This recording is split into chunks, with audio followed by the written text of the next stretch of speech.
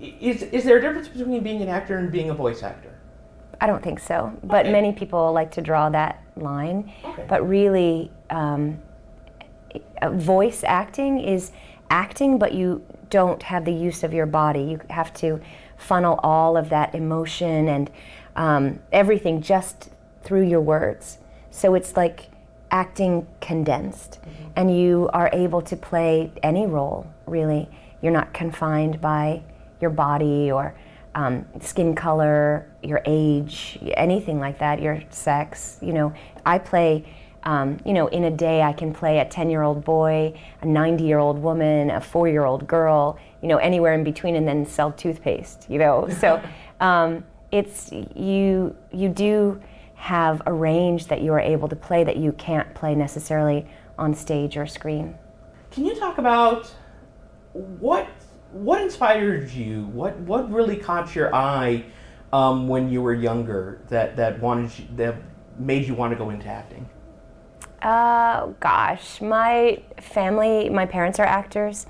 Really? Yeah, and it's just something I always wanted to do. I did my first play when I was 5, and I guess I never really thought about it so much. It's just kind of what I did. I've done a million other things. I took dance, I played soccer, you know, I do a lot of things, but being an actor is primarily what I've always wanted to be. Do you remember the first, real Hollywood type acting job you got?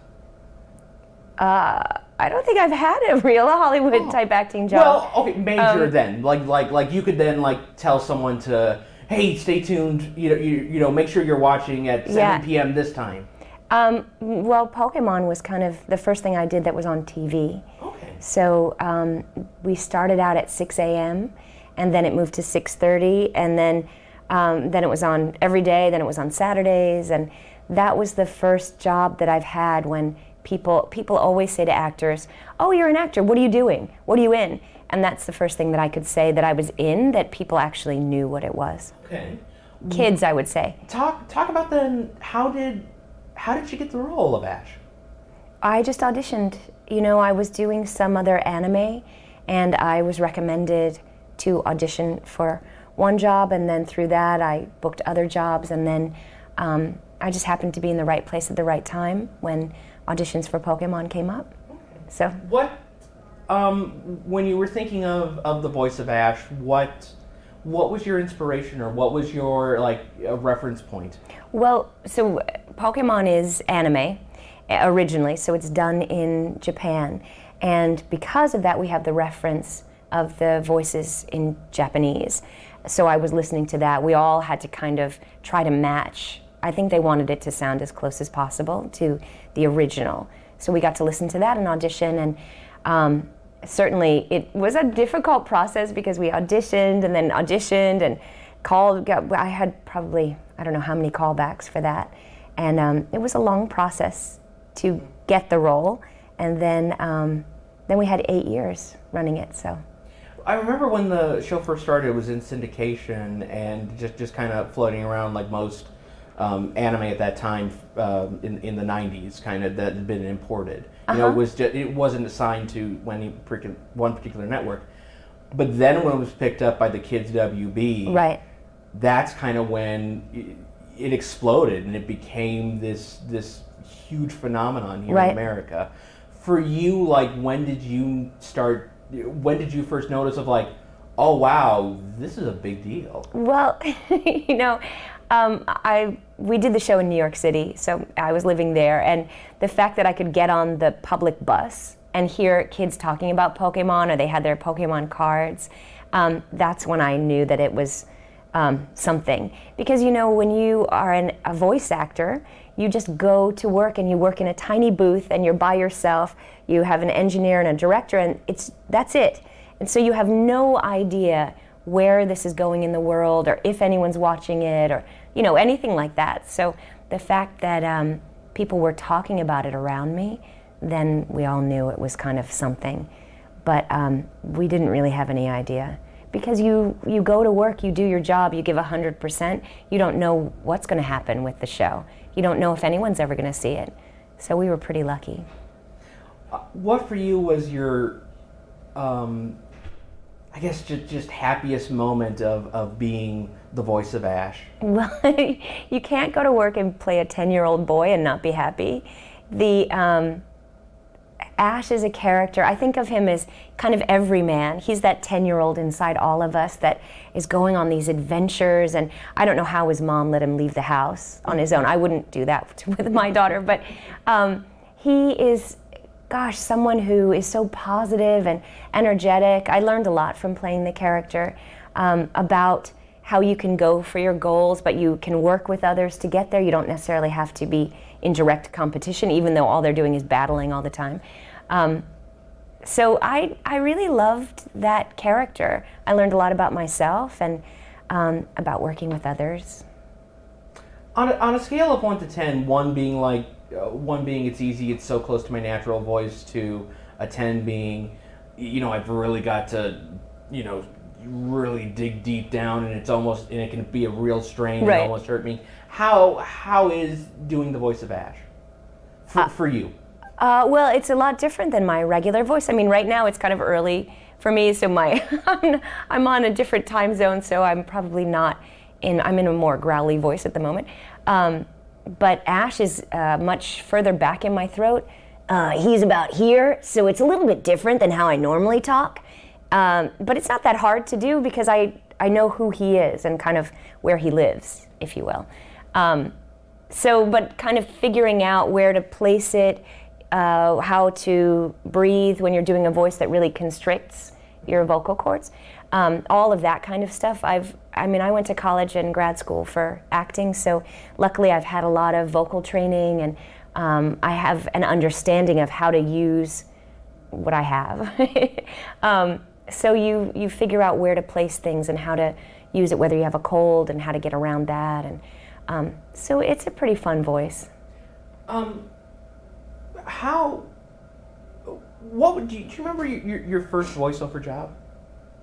I think I was doing, I was working for the Batman stunt show, Great Adventure, at Six Flags in New Jersey. Okay. And I did the voiceover for that, and then I was the MC of the show, okay.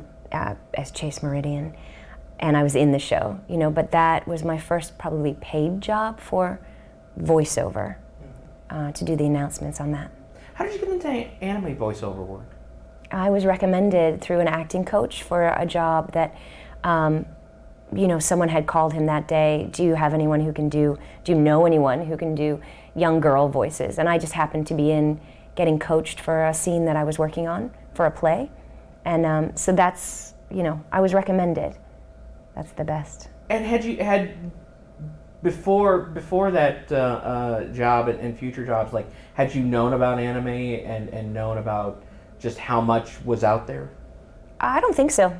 Because I'm an actor. I just go to work, and so I don't plus that was 1995. Okay. And certainly there wasn't a lot of internet activity where I would be home looking up stuff, and so no, I didn't really know how big anime was, or even what kind of animation opportunities were in New York City at the time.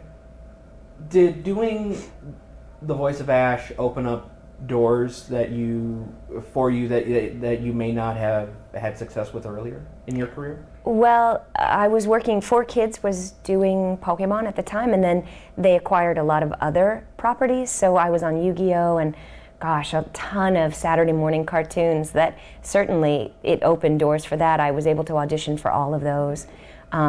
Some memorable and some not so memorable Saturday, but I was part of Saturday morning for 10 years, probably. How old's your daughter? She's 15. Okay, so what was it like for her when she started making those connections of, wait, that's Mommy's voice? Well, she's just been part of that for her whole life. She's always come to the studio with me. She's just involved in that. She does some voices for cartoons, and it's just kind of part of our life. I think she would think, other people's parents have much more interesting jobs than I have. When you're involved in something, it's just part of you. But it is an interesting thing when she can say, oh yeah, my mom used to work on Pokemon, and people totally freak out. Then you say, okay, so how can I use this and get some points somewhere, you know? Well, did she like used to go to school and like, you know, if kids were being mean or something like that, you know, she'd go, well, my mom's on Pokemon. No, she would never do that. She has said sometimes, you know, if kids are playing Pokemon games, you know, playing on the Game Boy or playing cards or whatever, she'd say, oh yeah, my mom does works on that, and most kids don't care at all. People just go, oh, that's cool, and then go back to what they're doing. But I think more now that she's in high school, we're all quite nostalgic for those comfort shows, and Pokemon is one of those things that people go back to. And so now in high school, she gets a bigger reaction from people or teachers even. Oh, that's cool. Yeah, it's a neat thing. Now, during the show's run, especially at the height of its popularity, I know that I've heard other voice actors say during the height of popularity of their kid shows, like they would call up kids in, like, you know, if they were in the hospital or Make-A-Wish and so forth, and just have a conversation with them in that character. Did you do that with Ash? People didn't really contact me for that kind of thing. Okay. My brother was 10 when the show started, so I was able to do stuff for like his birthday party and things like that, much more close to home. Mm-hmm. Certainly, I go to a lot of conventions and meet people, and sometimes call their friend or, you know, do their voicemail. That's kind of as far-reaching as I get. I certainly would embrace those kind of opportunities to go to the hospital or to really connect with people, because there is something about Ash that brings such joy, and I do think that it does tap into something deep inside people, and just that character. So yeah, I like to throw the voice sometimes when I can. You know. What's the one characteristic about Ash that you love the most? I think it's just how positive he is. You know, Ash would never say, oh, we'll never get out of here. He goes, you know, what can we do? How can we work on this to make it happen? How can we solve this? And that, I think, is a lesson that we all learn. You have to be positive. You can't give up. And so I would say that's the best. Can you talk about just the process of voice acting? I know there have been some animated shows have all the cast together and they're looking at each other and interacting with each other, and then there are just some times where it's just one person in a room with the script and, all right, start here. What was the process in recording Pokemon like? So Pokemon is anime, so it's already done somewhere else. So we're dubbing the voices. So we go in the booth, at least for this particular show. For most of the anime I've worked on, it's one person in the booth alone, and you go through the script, you just see your lines. I mean, you have the script, so you can look at it, skim through to see what the other people are saying ahead of you, but then you're just doing your lines. And you know, when I worked on Ninja Turtles, we were in the booth all together. So in that sense, it's more like a radio play that you get to work on, and you can feed off the energy of everyone else. I work on Astro Blast now, and there's 2 of us in the booth together, and so that's a lot more fun. As an actor, is it better to have other people acting with you because that helps you know what the flow is and what the emotion should be? Yeah, it's always better to work with other people because you can feed off the energy, and it's more inspired.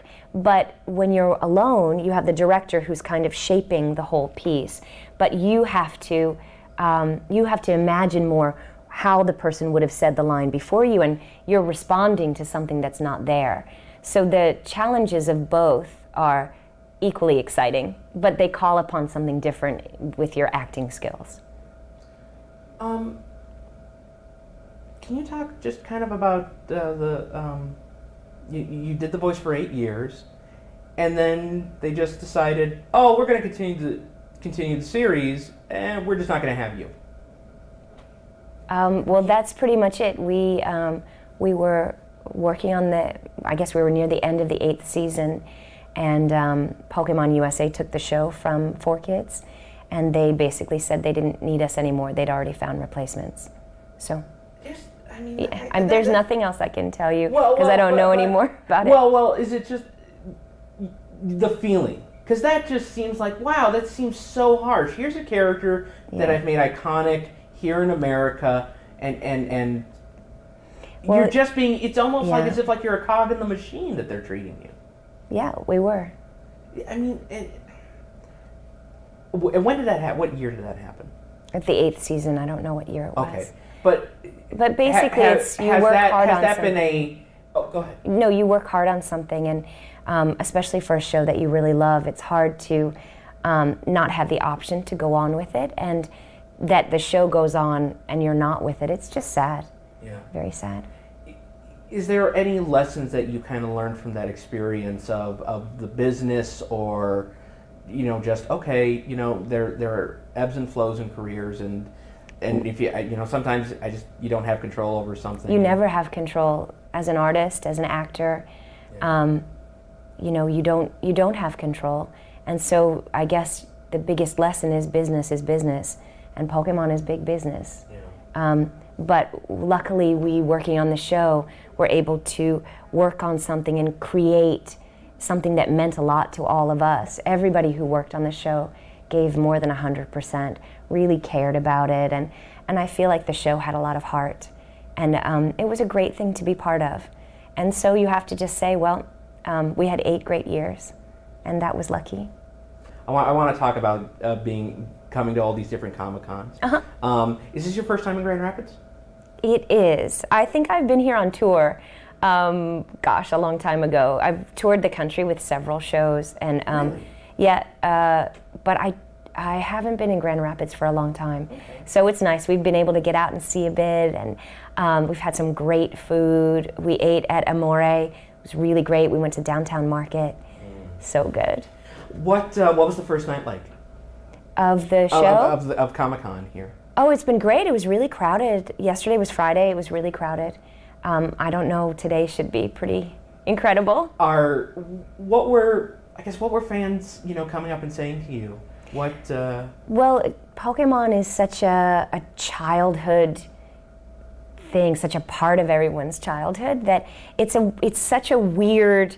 I don't know. I can't even imagine. You're just walking around, and there, sitting at a table, is someone who played the voice of a character that you watched for years and years. You came home from school, or you got up Saturday morning to watch, and then it's just a weird thing of suddenly going, oh my gosh, this is a big part of my childhood, and I think it's a little overwhelming for people. But I really enjoy hearing people's stories of how it helped them through hard times. A lot of people talk to me about how they were bullied at school, and coming home to watch Pokemon kind of bolstered them and helped them get through a lot. A lot of people who maybe were different from the kids they went to school with found some comfort in Pokemon, and it gave them the courage to be themselves. And people have met friends and spouses through different Pokemon forums and conventions and all this kind of thing. So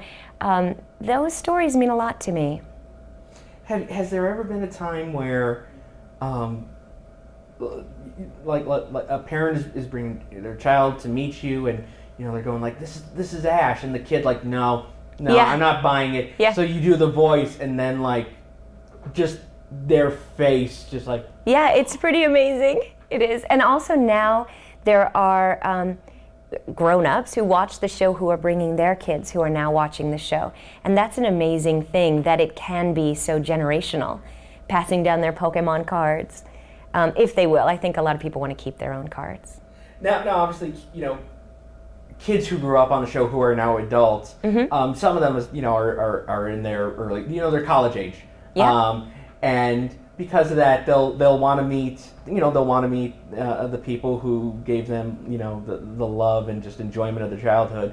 But then they'll, with the advancement of technology today, do you get people coming up and say, hey, can you do the voice of Ash saying this horrible thing about my brother? People ask me that, but I don't say that. You don't really know what an inside joke is, and I really don't want it to be inappropriate. So normally I won't just say anything people want me to say. But you have to be a little careful with that. Yeah. I think. We've been talking a majority about Ash, but I imagine Ash is just one of hundreds of voices you've done. Yeah. What other characters have you voiced that you've been very proud of, or have a just kind of a personal love, a special love for? Well, maybe it sounds like a cop-out to say, but pretty much everything I work on I love, because you have to fully invest yourself to create this world, even if it's just a couple of lines, to really make a fully formed person, let's say. Ash is the character I've played for the longest time. I played May and also Ash's mom on the show, which was great to play, especially Ash and his mom, to go home and talk to myself. I played April on Ninja Turtles. That was an amazing thing with the history of Ninja Turtles, and to be able to carry on that role for a while. I've had so many crazy characters that I love that, people, who knows if they've ever seen them. Right now I'm on a kids show called Astroblast that just came out, and that's really teaching kids about, basic things, how to give up your stuffed animal, how to get along with others. It's and how to eat healthily. Things like that form a nice, healthy balance and basis for kids growing up. I'm really interested in working on shows that help kids with their imagination and creativity. I think a lot of that gets cut out in schools now. So, if you can find it in a TV show and then go on to create your own whatever, things, you find your inspiration in so many different places. So, I love that. I do a lot of narrating of audiobooks. I love to create the whole world. And I do a lot of kids' books, which, I just love. So I do a lot of things. I do a lot of things. The life of an actor, you just can't have one job. So I do everything from reading the dictionary for Scholastic to working on cartoons. Wow. All right, we're just about done. Okay. Can I ask can I ask like one question to a few of your characters? Probably. Okay. Ash, if I could ask Ash. Yeah. What is the favorite thing about meeting fans at Comic-Con?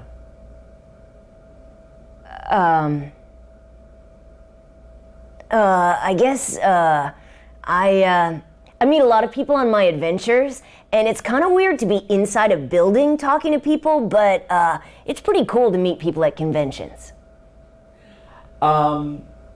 April, can you tell me your reaction at all to Michael Bay's Ninja Turtle movie? Did you see it? And if you did you like it?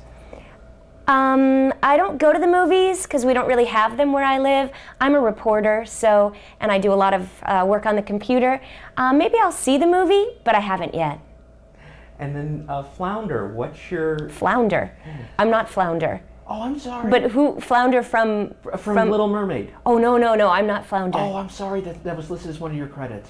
Is it? Yes. Oh, how lovely. And not from like the original movie, it was from like one of those No, is that on ones. IMDb? Yeah. Yeah, it's not me. Okay. There's a lot, I have no control over IMDb, and there are things on there that I didn't even know that, but I've tried to get them off and they won't erase them. I'm not Flounder. What's like a misconception? Do fans, is there like one voice or one character that people think you do that you don't? I have no idea. Okay. I mean, people don't really come up to say, I loved you in this, but it doesn't really happen that often. Okay. And I don't Google myself enough to know to say right away, this isn't me. And then there's some things that I've worked on a lot of shows, and when you go, especially when you're working on an anime that is maybe just a 1 hour or 2 hour something, and maybe I have 50 lines in it, I go in that day, get the script, see what the character looks like, do the job and leave, only seeing my lines. So it's very hard to sometimes to know what the whole piece was about. I think the biggest misconception is that people think that I know all of the shows I've done and all of what happened in each episode. Yeah. But I've only seen my lines for most of the stuff. Ninja Turtles, we see the storyboard, and then we worked on the shows, but I didn't necessarily see the show once it was finished. There's a lot of shows I work on that I have no idea what they look like. Okay. And so sometimes people show me a character and I can't say I did that character because I've never seen it. So that's I think that's the biggest misconception. I'm fully in it when I'm there, but then I have to leave it and go on to my next job. I'm very sorry. I don't mind. My last question is something I love asking all actors, and that is, you've done so much work, and you've got a huge body of work out there, but is there one particular project that for you has very special meaning, and you're very proud of your work there, but maybe not a lot of people were exposed to it, and you would like more people to see it? I work on a show called Mophie right now, which is really gorgeous stop action. It's all made of cotton. It's really quite beautiful. I think it's only airing in Australia. That's a show we've all worked really hard on. The music is great. I worked on Word World. That's an amazing show where everything is shaped like the letters that make up the word. I played sheep on that. It's a lot of little kids have seen that. I think I'm most proud of the shows that are able to carry on, that have some impact or meaning beyond just can they sell a toy. Yeah. That there's a real connection that kids especially can make to watching the characters, and that we can then have a great conversation about it that leads to me then finding out what books people read or what they draw, and that we can have much more of a creative discussion. Those are the projects that I'm more proud of, I guess. And my last question, what's your daughter's favorite work of yours? Favorite word? Work. Oh, I was going to say her favorite word is yes. When I say yes, you can have it. Her favorite work. Well, let's say Pokemon, because she and I played Sentret on the show. She was really little, and she did some of the lines and I did some, and we kind of were voice matched, and then they blended them together. So that was, maybe that's her favorite. But I think, we do a lot of things together, so maybe her favorite thing, I would hope, is that we get to still do so much together, and that luckily my work's been flexible enough that I can still go on field trips and pick her up from school, and that we have a life together, and that I don't have to I'm not working 24 hours a day, although I am sometimes, but not all the time. Excellent. Yeah. Veronica, thank you so much. Oh, you're for your welcome. time. I really appreciate it. You're welcome. Thank you.